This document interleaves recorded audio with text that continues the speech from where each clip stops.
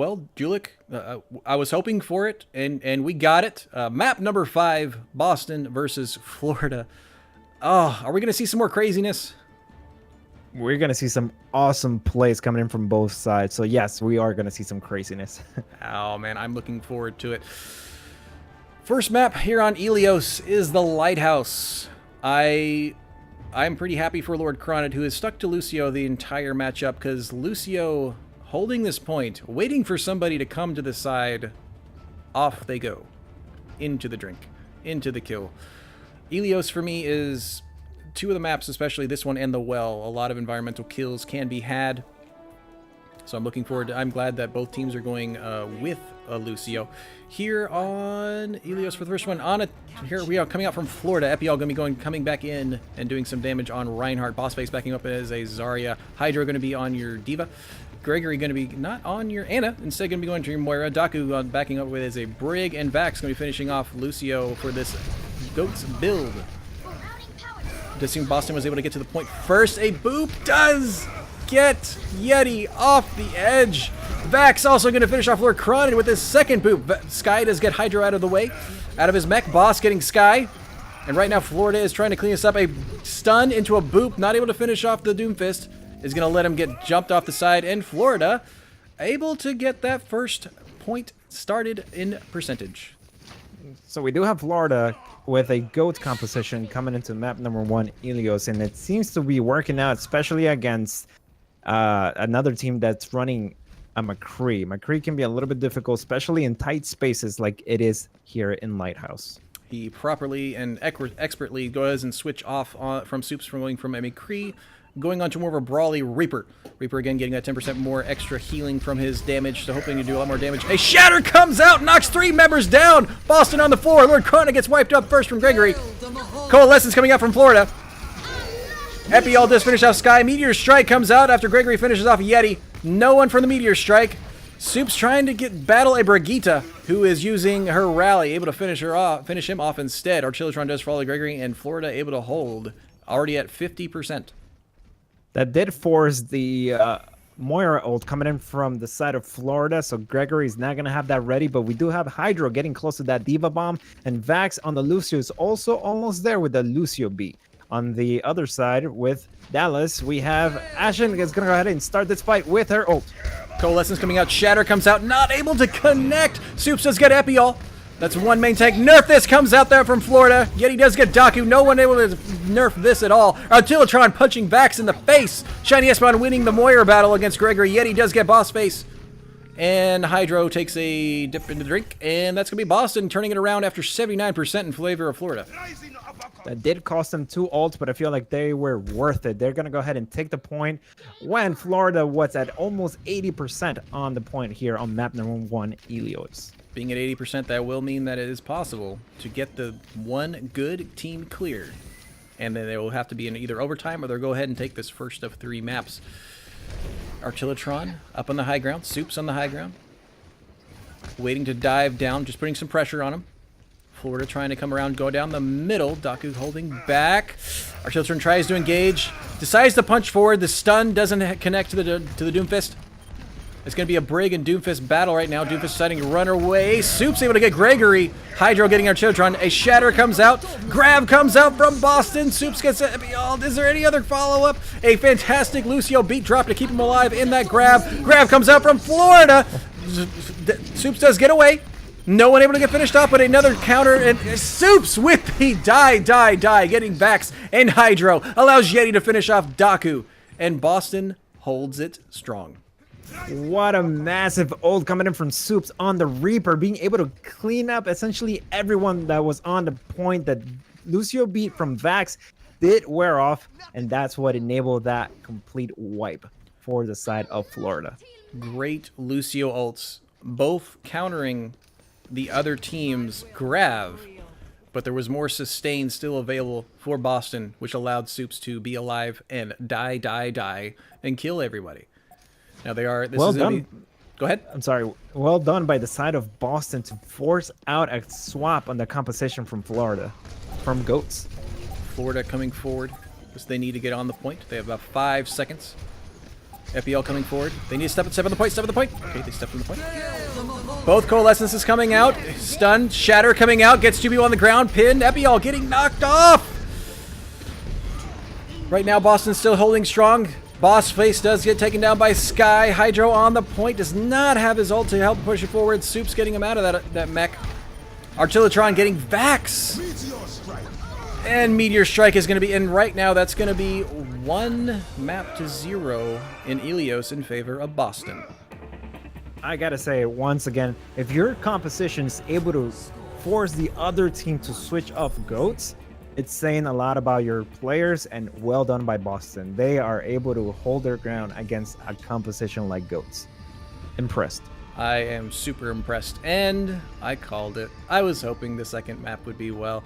Guys, I want to see some Orissas. I want to see some Hogs. I want to see some more Lucios, because this is the point. If you get knocked, pulled, or booped into this, you die. It is an environmental kill. Let's see which teams are going to be taking advantage of it, or they're going to be sticking more with the Rhine that they're more comfortable with. On Boston's side, we still have Espeon on Moira. We still have the Zarya. We still have the Lucio. Yeti sticking to Rhine. Got the Goats is still strong. Soup's going on to the Brig, and Sky going on to the Diva. What do we have for Florida? For Florida, we have the counter goats. We have Vax on the Pharah, who's going to be able to pick apart the team from above.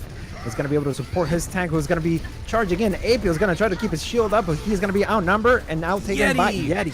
Able to get that battle between the Reinhardts, and now we have Sky trying to battle Vax up in the air. Is able to get taken out with the Epion able to help him out. Lord Cronid getting boss face kill, and that's going to be a first cap for Boston.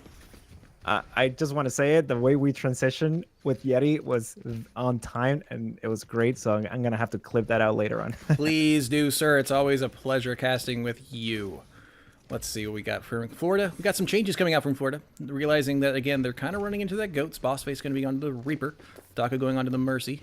Or did she use her Valk? I'm wondering why she's only 2% No, health. I think she just swapped.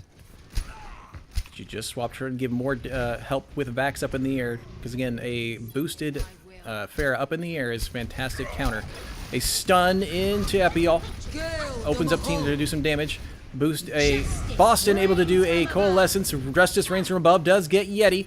Artillotron does finish off Vax while he's stationary in the air doing that damage. Sky pushing forward, trying to get Daku. Daku unable to get the res. Great pick from Sky. Epiol does get Artillotron. And right now they're kind of brawling. They're brawling back and forth. They're mostly stalling because Epiol was able to get the Sky out of mech. Boss Face gets finished off by Soups, and Boston holds strong now at 58%. That was very well done. Epiol did do a lot of damage, but they are unable to cap here, so 63-65% here for Boston. Florida coming forward, does try and charge, misses the charge. Espeon getting Daku. Brigitte in the back trying to force Gregory.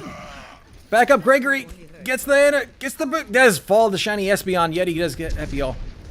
The boop almost knocking Artillotron into the drink, but right now Boston is doing what they did so last time on Lijiang Tower, that Florida has one more chance to push forward on Illios.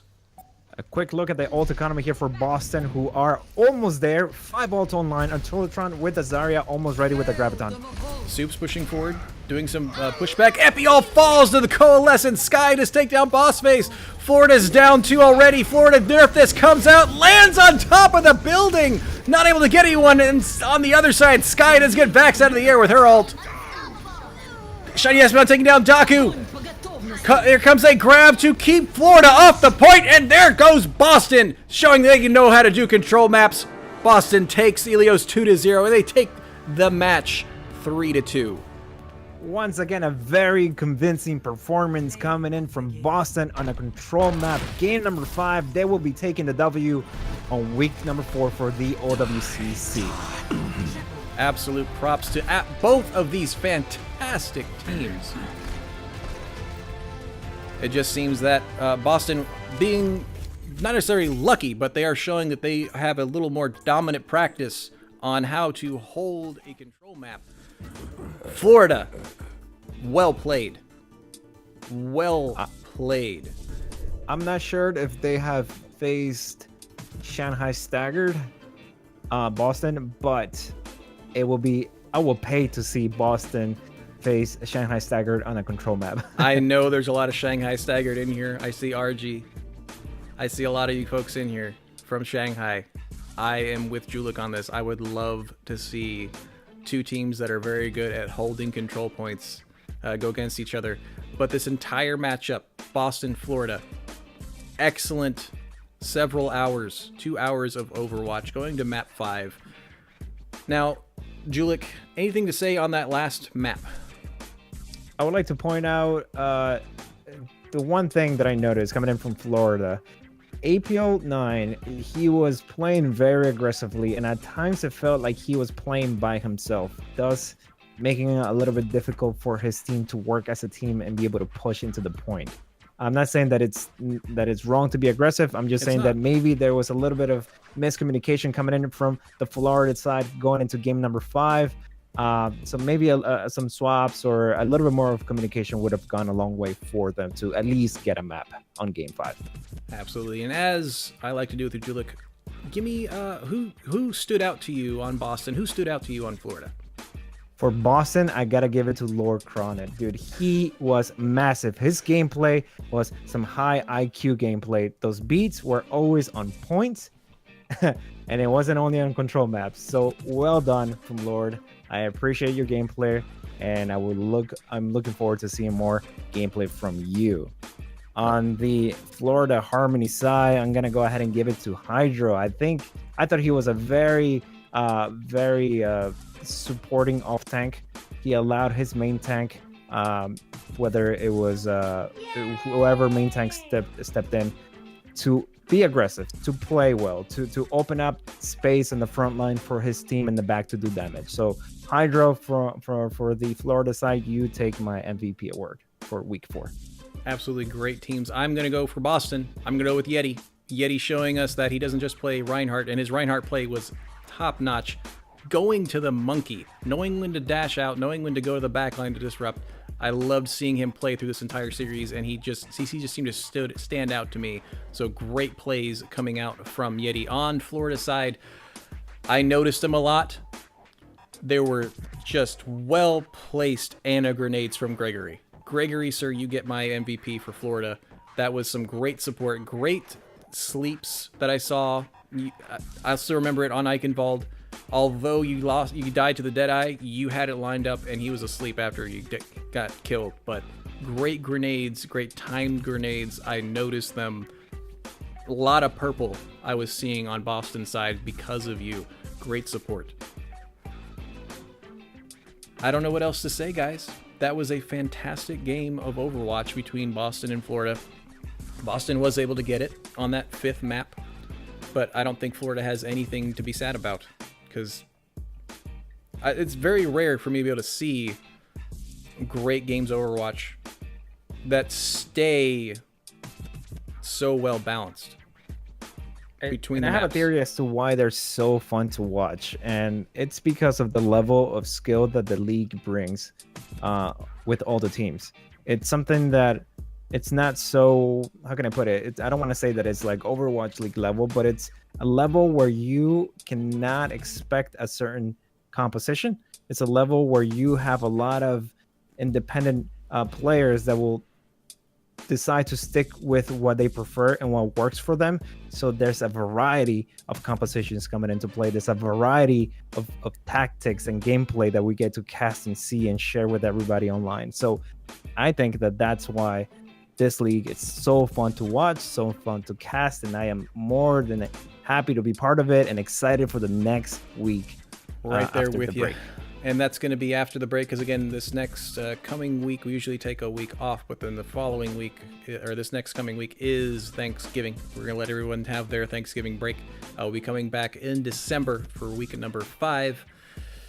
Julik, now I have some things on the board that lets people know that you also do the main cast. People can join in on you when you get to be the main caster here. We have you at twitch.tv/Julik. You're going to follow him on Twitter. It is Julik487.